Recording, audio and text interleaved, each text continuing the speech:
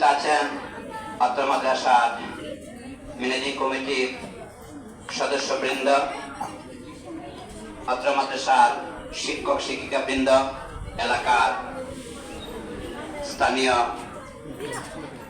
নেতৃবৃন্দ, ছাত্রীবৃন্দ, সকলের নিকট আমার আবার আন্তরিক সালাম। আসসালামু আলাইকুম ওয়া রাহমাতুল্লাহ। আজকে এই বিদায় সংবোধন অনুষ্ঠান, আসলে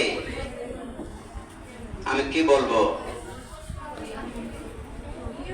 আমাদের মাঝ থেকে আজকে আমাদের সুপার হুজুর চলে যাচ্ছেন।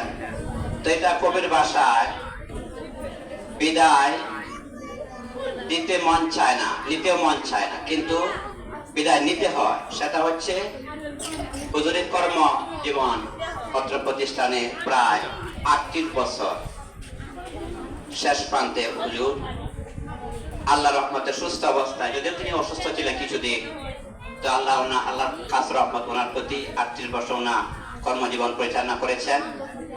আর হুজুর আমাকে যোগদান পত্র দিয়েছিলেন এই 27/04/2014 সালে।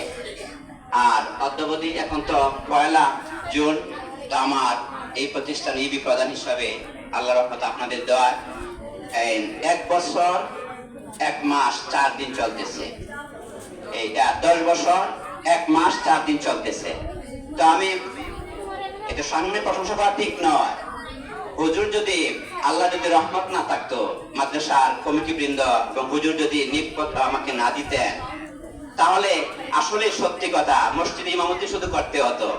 এখন আল্লাহর রহমতে হুজুরে ওসিলা হুজুর আমাকে নিয়োগদান করেছে, তো ওই পত্র প্রতিষ্ঠানে এত বছর যাবৎ আমি চাকরি করতে পেরেছি।